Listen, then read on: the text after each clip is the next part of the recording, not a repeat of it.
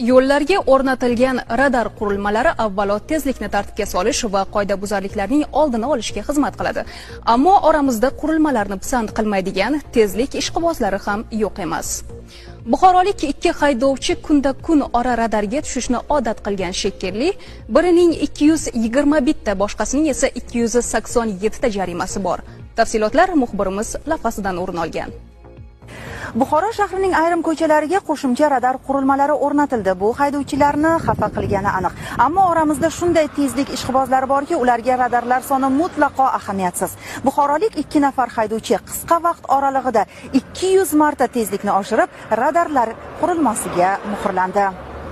Yo'llarda tezlikni oshirdingizmi, radar qurilmasi uni qayd etadi va uyingizga qarzdorlik qog'ozi kelib turadi.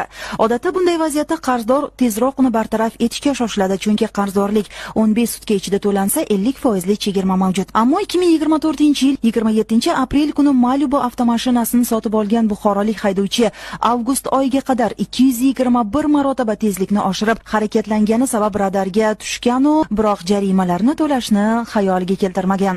Jarimaga tushgani-ku masalaning bir jihati, ularning 219 tasidan 103 million so'mlik qarzdorlikni to'lamasdan yurgani boshqa masala.